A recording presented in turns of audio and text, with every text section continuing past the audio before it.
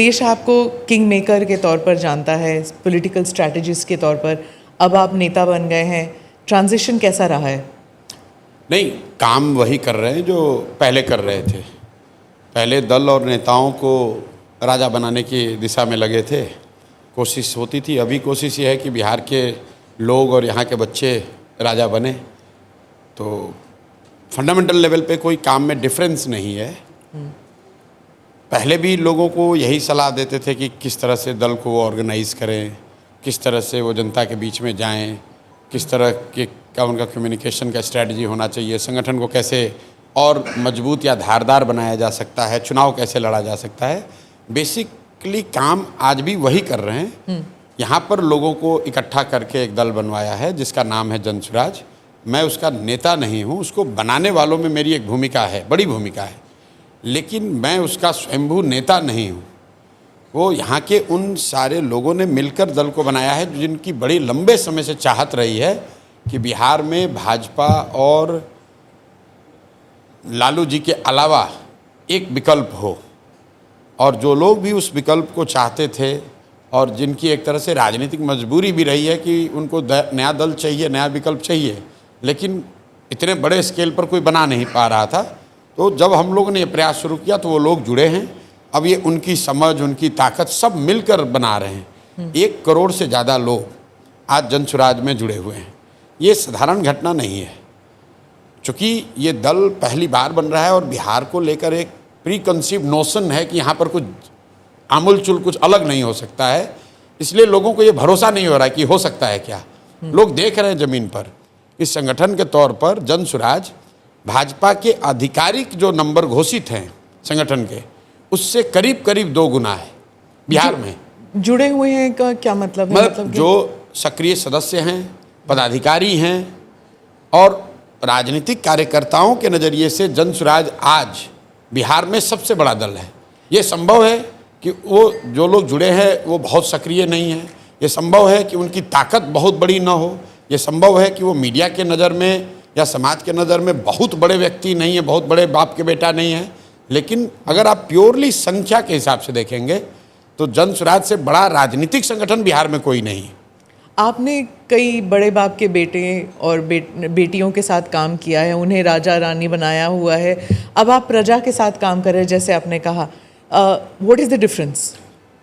नहीं, डिफरेंस ये है कि पहली बात आप ये समझिए कि इसकी ज़रूरत क्यों है। बिहार में जब हम लोग आकर जन स्वराज की हमने प्रयास शुरू किया तो हमारे पास भी इस तरह के एक्स MLA MP के लड़के या उनके घर वाले, उनको जोड़कर काम शुरू करने का एक विकल्प था। लेकिन जब मैंने बिहार में एक अध्ययन कराया कि पिछले 30-35 साल में बिहार में विधायक सांसद कौन बना है, चाहे वो किसी दल से बना, तो 2-2.5 महीने के रिसर्च से हम लोग को पता चला कि बिहार में सिर्फ 1250 परिवार के लोग ही आज तक MLA MP बने हैं, चाहे वो किसी भी दल से बना। हम लोग को लगता है कि लालू जी के परिवार का वर्चस्व है। आप लालू जी की बात छोड़ दीजिए, आप भाजपा को ले लीजिए जो दावा करता है कि भाई हम परिवार से गाइडेड नहीं हैं। भाजपा में आज सबसे बड़े नेता के तौर पर यहाँ पर उनके डिप्टी CM हैं सम्राट चौधरी जी। सम्राट चौधरी जी के पिताजी शकुनी चौधरी।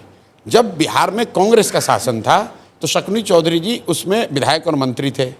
फिर जब लालू जी का शासन आया तो शकुनी चौधरी जी उसमें भी विधायक मंत्री बने। उसके बाद नीतीश जी का शासन आया तो उसमें भी शकुनी चौधरी जी विधायक मंत्री थे। फिर मांझी जी मुख्यमंत्री बने, उसमें भी शकुनी चौधरी विधायक मंत्री बने। और आज जब भाजपा का प्रभाव बढ़ा है तो उसमें भी उनको कोई दूसरा कुशवाहा नहीं मिला, उनको भी शकुनी चौधरी का लड़का ही मिला। पर प्रशांत जी, जब भी कोई मुख्यमंत्री बनता है तभी प्रशांत किशोर ही उनके स्ट्रैटेजिस्ट होते हैं, वो भी तो होता है। नहीं, मैं दूसरी बात कर रहा हूँ। आपने कहा कि प्रजा के साथ काम क्यों कर रहे हैं, ये बात मैं आपको एग्जाम्पल इसलिए दे रहा हूँ कि बिहार में आप जो कोई भी नेता बन रहा है वो किसी न किसी विधायक या सांसद का ही लड़का है। और उसकी वजह क्या है? क्योंकि एंट्री बैरियर इतना बड़ा बना दिया गया है कि भाई अगर आपकी जाति की संख्या नहीं है, आपके पास करोड़ों रुपए नहीं, आप बाहुबली नहीं हैं, आपका कोई गॉडफादर नहीं है, तो आप राजनीति में नहीं आ सकते हैं। उसको तोड़ने के लिए जन स्वराज ने ये प्रयास जो शुरू किया है कि अगर आप में क्षमता है, अगर आप में समाज के प्रति चेतना है, अगर आप बिहार में कुछ नया करना चाहते हैं तो व्यवस्था की चिंता मत कीजिए, वो चिंता जनसुराज करेगी। आप आइए और राजनीति में जुड़िए और कुछ अच्छा कीजिए। और ये सोचकर बहुत बड़ी संख्या में लोग जुड़े हैं। लेकिन वो चेहरे, अब विधायक का लड़का होता तो तुरंत मीडिया में खबर बनती, लेकिन वहाँ वो 3 बार का मुखिया है या 10 साल से वहाँ स्वयंसेवी संस्था चला रहा है या वहाँ पे स्कूल चला रहा है, तो वो मीडिया के लिए संख्या है, बहुत बड़ा उस चेहरा नहीं है। इसलिए इतनी बड़ी संख्या होने के बावजूद कई बार लोग कहते हैं कि और दूसरा कौन है, दूसरा कौन है। भाई यहाँ पर सैकड़ों अधिकारी, रिटायर्ड ऑफिसर्स, डॉक्टर्स, लॉयर्स, मैं आपको दावे के साथ कह रहा हूँ कि बिहार में कोई जिला आप उठा लीजिए, वहाँ के सबसे बड़े डॉक्टर, वहाँ के सबसे बड़े वकील, वहाँ से सबसे नामी गिरामी जो पदाधिकारी होगा, कभी रहा हो किसी सर्विस में, स्टेट सर्विस में या इंडियन सर्विसेज में, उसमें से बहुतायत लोग, 50% से ज़्यादा लोग आज जनसुराज में हैं, सक्रिय सदस्य हैं, बड़ी भूमिका में हैं।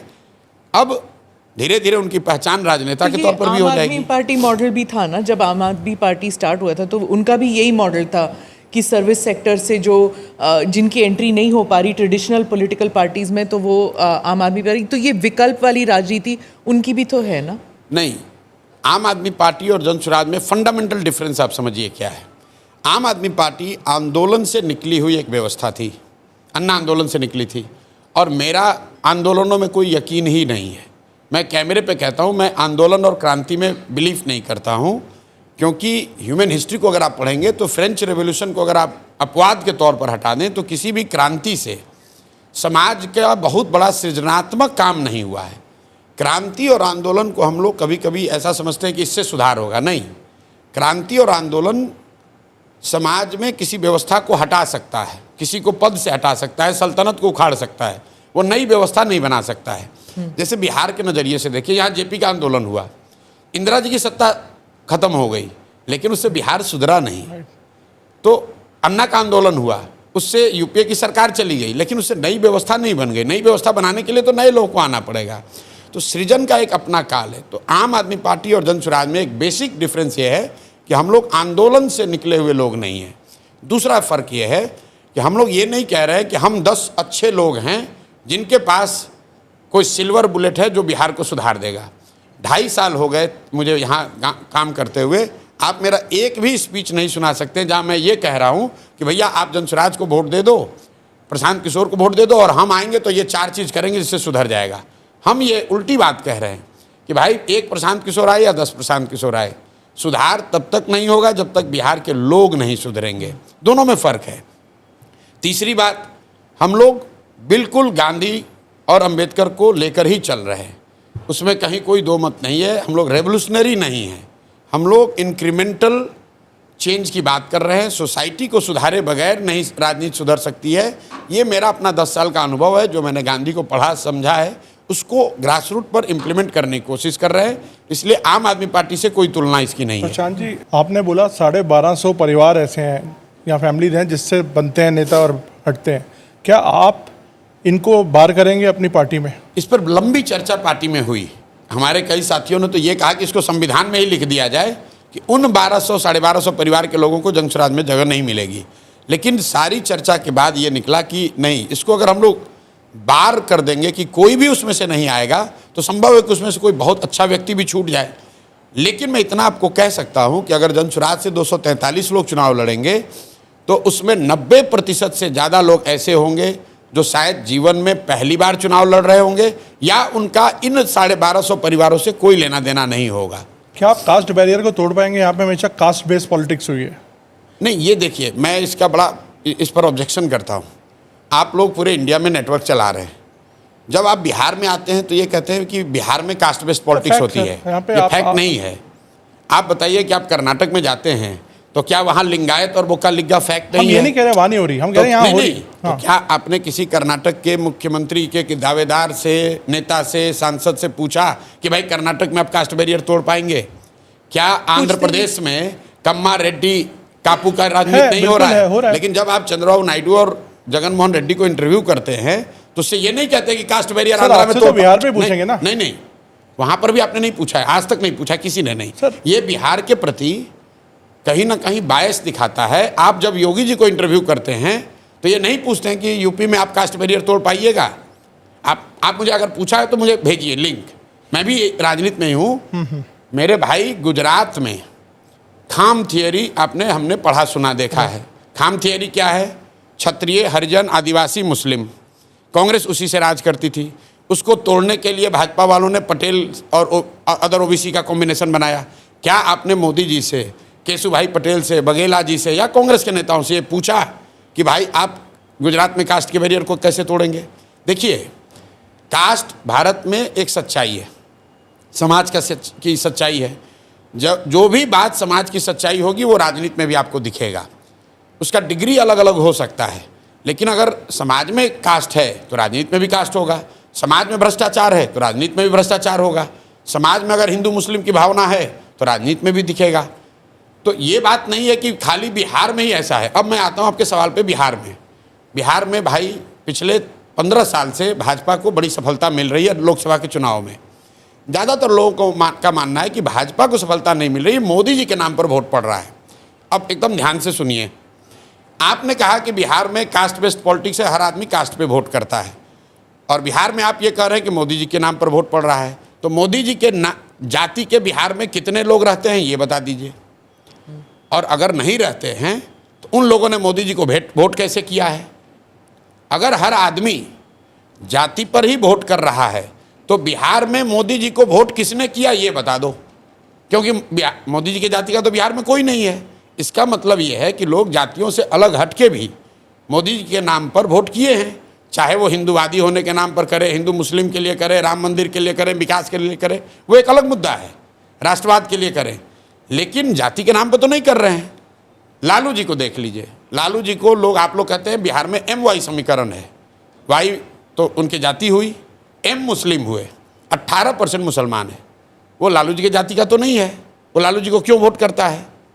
वो इसलिए नहीं कर रहा है कि वो जाति का है, इसलिए कर रहा है कि वो भाजपा को वोट दे नहीं सकता है, तो डर के मारे लालू जी को देता है।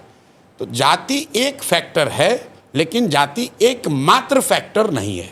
पर आपके लिए कई सारे एनालिस्ट कहते हैं कि जब विधानसभा चुनाव करीब आएंगे तो सब यही उठाएंगे कि प्रशांत किशोर जो हैं ये स्वर्ण जाति के हैं, और आपकी जाति भी एक रोल प्ले कर सकती है। नहीं, देखिए, ऐसा है कि अगर आप पैदा हुए हैं भारत में तो किसी न किसी जाति में आप पैदा हुए हैं। उसका तो यहाँ पर बोलबाला नहीं है ना स्वर्ण जाति का। ये आपको किसने कहा? मान लीजिए नीतीश जी नहीं है, एक मिनट, लालू जी नहीं है। बस मैं आ रहा हूँ। नीतीश जी की जाति का कब बोलबाला था यहाँ पर? नीतीश जी की जाति की कितनी संख्या है बिहार में? 2% से कम नीतीश जी की जाति की संख्या है। तो नीतीश जी जब तक मुख्यमंत्री नहीं बने थे तो क्या हमने किसी एनालिस्ट ने कहा था कि उनकी जाति का बोलबाला हो जाएगा बिहार में? और मेरी जाति का बोलबाला क्यों होना चाहिए? भाई, बोलबाला तो अच्छी सरकार का होना चाहिए, लेकिन ये जो धारणा है कि आपकी जाति की संख्या ज़्यादा होगी तो आप जीत पाएंगे, ये सिर्फ बिहार नहीं, पूरे इंडिया का हमसे आंकड़ा ले लीजिए। ज़्यादातर राज्यों में जो सबसे ज़्यादा संख्या वाली जातियों के नेता हैं वो मुख्यमंत्री या टॉप पोस्ट पर नहीं पहुंचते हैं। आप आंध्रा को उठा के देखिए। आंध्रा में सबसे बड़ी जाति दलितों के बाद कापू की है, लेकिन वहाँ मुख्यमंत्री कौन बन रहा है? वो कम्मा बनते हैं या रेड्डी बनते हैं। महाराष्ट्र में भी आप देख लीजिए, जिनकी सबसे बड़ी जाति की संख्या वो नहीं बनते हैं। गुजरात, जिसकी जो सबसे बड़ी जाति की संख्या होती है उसका राज्य के टॉप पोस्ट पर पहुंचना। मोदी जी की जाति के कितने लोग गुजरात में हैं? शरद पवार जी के जाति के महाराष्ट्र के लोग सबसे ज्यादा संख्या में। तो इस से तो आप मुख्यमंत्री बन जाएंगे। मेरी बात नहीं हो रही है, मैं आपको एक दूसरी बात बताने की कोशिश कर रहा हूं कि जिसकी संख्या ज्यादा होती है उसको शुरुआती ताकत उसकी ज्यादा दिख सकती है। आप लालू जी के नजरिए से देखिए। लालू जी की जाति की संख्या मान लीजिए 17 है, तो क्या 17% लोग सरकार बना सकते हैं? जब तक दूसरे लोग उसमें जुड़ेंगे नहीं तब तक किसी भी जाति की संख्या इतनी नहीं है कि वो अपने दम पर किसी की सरकार बनवा दे या पूरी व्यवस्था बदल दे। अब जब आप एक डोमिनेंट कास्ट से आते हैं तो दूसरी सारी जातियां सामाजिक राजनीतिक तौर पर उससे डरती हैं और वो गोलबंद होती हैं। इसलिए आप देखते हैं कि पूरे देश में आप एनालिसिस करवा के देख लीजिएगा, अभी का ही नहीं, पिछले 20 साल का, ज़्यादातर मोस्ट डोमिनेंट कास्ट के रिप्रेजेंटेटिव जो होते हैं, लीडर होते हैं, वो समाज में टॉप पोजीशन पे उस राज्य में पहुंचने में उनको दिक्कत है। लालू जी भी नहीं बने हैं, लालू जी भी बिहार उन्होंने एक बार जीता है, ये ध्यान रखिए। आप कहिएगा लालू जी यहाँ यादव सबसे बड़ी समाज उनका संख्या वो बने, नहीं बने। लालू जी यहाँ 1995 में एक ही बार चुनाव जीते अपने दम पर, और वो तब जीते जब वो गरीबों के नेता के तौर पर देखे जाते थे। उसके बाद जब वो पिछड़ों के नेता हुए, तो जब वो गरीबों के नेता थे, तो लालू जी की पार्टी 54 में 53 MP जीत कर आई थी, तब बिहार झारखंड साथ में था। तो आप जब लालू जी पिछड़ों के नेता बन गए तो उनकी MP की संख्या घट के 20-25 हो गई। जब वो यादवों के नेता हो गए तो घट के 10-12 आ गए। अब वो RJD के यादव के नेता हैं तो उनकी संख्या 2-4-5 है। यादवों की संख्या उतनी है जितनी पहले थी। यादव और 1995 तेजस्वी की क्या होगा? भाई उनकी कुछ उनकी नहीं जात है, कुछ नहीं है, वो तो लालू जी के लड़के हैं। तो उनकी जो कुछ भी है वो तो लालू जी का है। मैं आपको लालू जी की जर्नी बता रहा हूँ। तो मैं आपको अभी भी तेजस्वी जो है वो लालू जी के बिल्कुल। अच्छा आप legacy- बताइए, अगर लालू जी का नाम न हो तो उनकी क्या पहचान है आपके लिए? हमारी बात छोड़ दीजिए, यूथ लीडर नहीं भाई आप बताइए अगर आपके नज़र में है तो। नहीं, आप प्रजा के बीच भाई में हैं। अच्छा चलिए, आप बहुत होगा तो उनको यूथ लीडर कहिएगा ना। हाँ। बिहार का नेता तो नहीं कहिएगा। भाई तेजस्वी यादव का आपने खुद कहा यूथ लीडर हैं, जैसे बहुत सारे यूथ लीडर हैं यादव समाज के, उनसे बहुत काबिल यूथ लीडर हैं, दूसरे समाज में भी लड़के हैं। लेकिन जिस पायदान पर वो हैं अभी, वो इसलिए नहीं है कि उन्होंने कुछ अचीव किया है, वो इसलिए है क्योंकि वो लालू जी के लड़के हैं। आप कैसे एक डिफरेंशिएटर, जो आजकल एक बड़ा कैची वर्ड है कि बिहार पॉलिटिक्स में, आप डिफरेंशिएटर फिर कैसे होंगे? क्योंकि आपने बोला उन 1200 परिवार पे भी कंसेंसस ये बना है कि ले लेंगे, जाति पे भी आपको कोई ऐसा ऑब्जेक्शन नहीं है कि हम इस पे भी हम काम कर सकते हैं, तो कैसे आपकी पार्टी डिफरेंशिएट करेगी दूसरी पार्टी से? देखिए, मुझे क्या डिफ्रेंशिएट, हम लोग क्या कर रहे हैं? बिहार में पहली बार पलायन की बात हो रही है। आपने आज तक यही सुना होगा कि जब आप लोग सवाल करते हैं नीतीश कुमार से, लालू जी से, भाजपा के नेताओं से कि भाई पलायन, बिहार के बाहर बच्चे बाहर जाते हैं, उनके साथ दुर्व्यवहार होता है, उनको कोई मार देता है, तो यहाँ के नेता अभी तक क्या कहते रहे? कह रहे भाई अगर बिहार के लड़के दिल्ली नहीं जाएंगे तो दिल्ली की व्यवस्था ठप हो जाएगी, हम लोग पंजाब नहीं जाएंगे तो वहाँ खेत नहीं कटेगा, मुंबई की सब व्यवस्था ठप हो जाएगी। 3 बरस पहले सबसे पहले हमने बिहार में आके ये शुरू किया कि नहीं, बिहार के बच्चे के कंधे पर अगर दिल्ली की व्यवस्था चल रही है तो ये कोई गौरव की बात नहीं है। ये गौरव की बात नहीं है कि हम लोग के बच्चे मजबूरी में 10-12 हज़ार रुपये के चक्कर में बॉम्बे में जाकर ठेला लगा रहे हैं, रिक्शा चला रहे हैं या साफ़ सफाई का काम कर रहे हैं। काम कोई ख़राब नहीं है, लेकिन अपने बाल बच्चों का पेट भरने के लिए मजबूरी में अगर उस लड़के को दिल्ली बॉम्बे जाना पड़ रहा है तो ये गलत है, ये रुकना चाहिए। इसलिए 3 बरस में सबसे पहले जनसुराज ने खड़ा किया है कि बिहार की सबसे बड़ी समस्या भ्रष्टाचार नहीं है, बिहार की सबसे बड़ी समस्या मंदिर मस्जिद नहीं है, बिहार की सबसे बड़ी समस्या जाति नहीं है, बिहार की सबसे बड़ी समस्या पलायन है। क्योंकि पलायन से सिर्फ गरीब नहीं प्रभावित है, गरीब का बच्चा तो मजदूरी करने जा ही रहा है, मध्यम वर्गीय परिवार के बच्चे भी पलायन कर रहे हैं क्योंकि उनको पढ़ाई करने के लिए बाहर जाना पड़ रहा है। जो संभ्रांत परिवार के लोग हैं उनको भी बिहार से पलायन करना पड़ रहा है क्योंकि बीमार पड़ते हैं तो उनको इलाज के लिए दिल्ली जाना पड़ता है। तो पलायन यहाँ सबसे बड़ी समस्या है, ये जनसुराज ने शुरू किया है। दूसरी बात, एक नीतीश कुमार के आने के बाद से एक धारणा बना दी गई थी कि ये पढ़े लिखे व्यक्ति हैं और ये शिक्षा में इन्होंने सुधार किया है, जबकि ज़मीनी हकीकत ये है कि बिहार में आज शिक्षा की स्थिति लालू जी के राज से भी ज़्यादा खराब है। वो इसलिए कि इन्होंने जो शिक्षा को लेकर नीति अपनाई, लालू जी के ज़माने में या लेगेसी बिहार की ये रही है कि बिहार में शिक्षा व्यवस्था बहुत अच्छी कभी नहीं थी, लेकिन हर डिस्ट्रिक्ट में 2-4-5 सरकारी विद्यालय ऐसे ज़रूर थे जहाँ से पढ़ लिख कर आप आगे बढ़ सकते थे। हम लोग खुद सरकारी विद्यालय में पढ़े हैं, वहाँ से पढ़कर आए, पटना कॉलेज आए, साइंस कॉलेज आए और आप जीवन में आगे बढ़ सकते थे। नीतीश जी जब आए तो इन्होंने एक व्यवस्था बनाई कि समतामूलक शिक्षा के नाम पर हर गांव, हर पंचायत में स्कूल खोलो।